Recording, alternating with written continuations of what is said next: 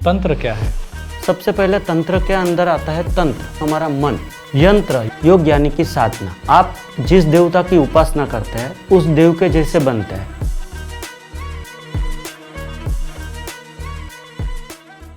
अगर तंत्र कल्याणकारी के लिए बनाया गया है तो लोग फिर बुरा करते क्यों हैं?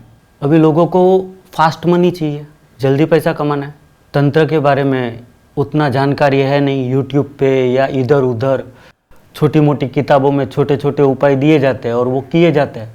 तंत्र के लिए आपके पास पहली चीज तो प्रॉपर गुरु का होना ज़रूरी है। कोई भी दीक्षा बिना गुरु के होती ही नहीं है। तंत्र मार्ग बिना गुरु का चलेगा नहीं। और तंत्र के गुरु कौन? आदि गुरु हम बोलते हैं शिव को। ब्रह्मा जी को विष्णु भगवान ने कहा कि यह सृष्टि की उत्पत्ति करो। ब्रह्मा जी ने सृष्टि की उत्पत्ति की। नारद जी निकले, बाद में उनकी आंखों में जलन होने लगी और वहाँ से रुद्र निकले। वो शिव का ही एक अंश है जो रुद्र निकले, लाल गुस्से वाले, क्योंकि नारद जी ने तो कह दिया कि मैं तो संसार नहीं आगे बढ़ाऊंगा।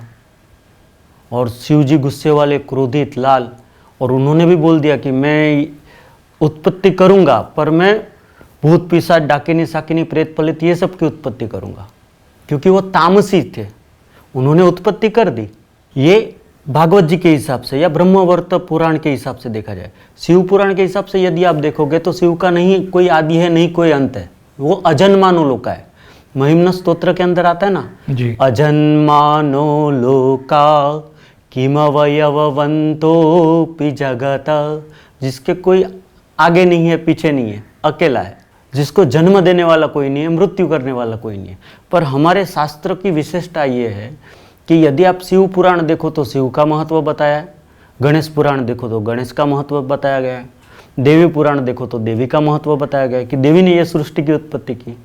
अगर आप भागवत जी के अंदर आओ या विष्णु पुराण के अंदर आओ तो विष्णु भगवान ने सृष्टि की उत्पत्ति की। पर ये तीनों देवता एक ही के साथ जुड़े हुए हैं। और तंत्र के अंदर ऐसी भी साधना है जो 3-3 दिन के अंदर आप कर सकते हो। जैसे मैं अभी बोल रहा था आपको कर्ण पिशाची के बारे में। कर्ण पिशाची का जो भी साधक है वो 3 दिन की ही साधना है। उम्बर हो गया, पीपल हो गया, ये सारे वृक्षों के नीचे बैठ के खाली जप करने। पर उसके पहले अपने शरीर को इतना गंदा रखना है कि आप सोच भी नहीं सकते। अपने मलमूत्रों को अपने शरीर पे लगाना है, अपने मलमूत्रों को खाना है। और तीसरे दिन में वो पिशाचिनी बहुत बड़ा रूप लेके आती है। या तो आपको उसको माँ के स्वरूप में धारण करना है, या तो आपको बेटी के स्वरूप में धारण करना है, या तो आपको बहन के स्वरूप में धारण करना है। बेटी और बहन के स्वरूप में धारण किया तो आपको किसी और को जाते जाते देना पड़ेगा। माँ के स्वरूप में धारण किया तो वो आपके साथ रहेगी। और पत्नी के स्वरूप में यदि धारण किया तो पत्नी को आप फिजिकल जो भी नीड्स उसकी ख़त्म करते हो वैसे ही वो पिशाच की भी करनी पड़ेगी। वो आपका ब्लड पूरा खींच लेगी, आपके शरीर में ब्लड नहीं दिखेगा, वो सारी चीज़ें खींच लेगी। आप न खाने वाली चीज़ें खाने लगोगे, न पीने वाली चीज़ें पीने लगोगे। तो ये अघोरी साधना क्या है? अघोर एक पूरा संप्रदाय है जो शिव को ढूंढता है, स्वयं को शिव मानता है। अघोर यानी क्या? अघोर यानी अंधकार में से प्रकाश की खोज। शिव है वो अघोर के प्राधान्य देवता है, तो वो शिव को अपने अंदर ढूंढने की कोशिश करता है। उसे दुनिया से किसी भी चीज़ों से लेना देना नहीं है। जो मिला वो खा लिया, जो मिला वो पी लिया। पर हाँ, उसके मन के अंदर एक ही संकल्प चल रहा है, शिव, और मुझे शिव तक पहुंचना है। क्योंकि अघोर की ऐसी भी साधना है कि अघोर संप्रदाय के व्यक्ति, आपने सुना रहेगा कि मांस, मदिरा ये सारी चीज़ों का सेवन करता है। वो गालियाँ भी बहुत देते हैं।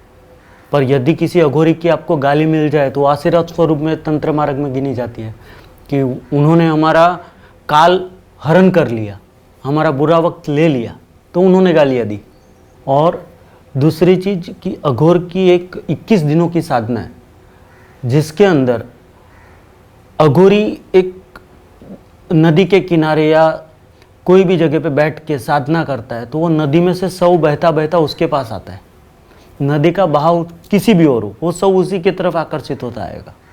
फिर वो शव को लेके जाएगा अपने शिष्यों द्वारा, जहाँ पे साधना करता है वहाँ पे रखेगा, उसके छाती पे बैठेगा, यज्ञ चालू रहेगा, उसका रक्त का भी पान करेगा, उसका मांस का भी पान करेगा। बहुत पुराना ये जो मैंने आपको वाक्य बताया वो 21 दिवसीय साधना है अघोर संप्रदाय की। इसका वीडियो बहुत पुराना यूट्यूब पे अवेलेबल है, क्योंकि वो मंत्र के अंदर शक्ति है, और मंत्र के अंदर शक्ति ऐसे ही नहीं आई ना, उसके अंदर की ऊर्जा जागृत हुई तो किसी भी चीज़ को एक मैग्नेट की तरह खींच सकता है। तो वो शिव जो थी वो पानी में बहाई क्यों गई थी? एक सिद्धांत है कि यदि आप काशी में जाओ, मणिकर्णिका घाट पे, सब आधा जले न जले गंगा के अंदर डालने की एक प्रथा है, क्योंकि गंगा हर किसी को पवित्र करती है। वो नदी कौन सी थी वो मुझे नहीं पता, मैंने भी ये वीडियो यूट्यूब पे ही देखा था कई वर्षों पहले। आज उसका चिंतन हुआ तो वो चीज़ याद आई। सारी चीज़ें कर्म के अधीन है। आप सत्व मार्ग में जाओगे वो भी आपके कर्म के ऊपर है, आप रजत मार्ग में जाओगे वो भी आपके कर्म के ऊपर है, और आप तामस मार्ग में जाओगे वो भी आपके कर्म के ऊपर है। क्योंकि कर्म हम इसी जन्म का भुगत रहे ऐसा ज़रूरी नहीं है, गए जन्म का भी तो भुगतते रहेंगे। पूरी हमारी लाइफ स्क्रिप्टेड है। अगर तंत्र के मार्ग से देखो तो पूरी लाइफ स्क्रिप्टेड है। क्यों? क्योंकि उसको ऑलरेडी मालूम है, जब बालक का जन्म होता है, छठी होती है, तो लेकिन ने सारे लेके दिए कि इसको इतने सुख और इतने दुख मिलने वाले हैं। तंत्र मार्ग के अंदर 5 मकारों का वर्णन किया गया है। ये मकार क्या होता है? मकार यानी कि एक प्रकार की सिद्धि है जिसके अंदर मांस आता है, मदिरा आता है, मुद्राएं आती है, मैथुन, काम वासना जिसे कहते हैं, मैथुन आता है, और मत्स्य भी आता है, मछली भी आती है। ये सारी चीज़ों का सेवन किया जाता है और उसके द्वारा उसकी क्रियाएं करी जाती है। पर उसके अंदर भी एक है कि जो वाम मार्गी संप्रदाय है वही ये मार्ग पे चलता है, पर जो दक्षिण मार्गी संप्रदाय है वो ये मार्ग पे नहीं चलता। तो ये वाम और दक्षिण दो क्या मार्ग है? है तंत्र के, जिसके अंदर नाथ संप्रदाय भी आ गया, 10 नामी संप्रदाय भी आ गया, साधु संप्रदाय भी आ गया, सारे समाज भी आ गए, सारी चीज़ें आ गई। एक व्यक्ति यदि नाथ संप्रदाय में जाता है या साधु बनता है, साधु बनने की प्रोसीजर क्या है कि आप अपना पुराना कोई रिलेशन नहीं रख सकते। यदि आप अपना पुराना रिलेशन रखते हो तो आप साधु नहीं हो।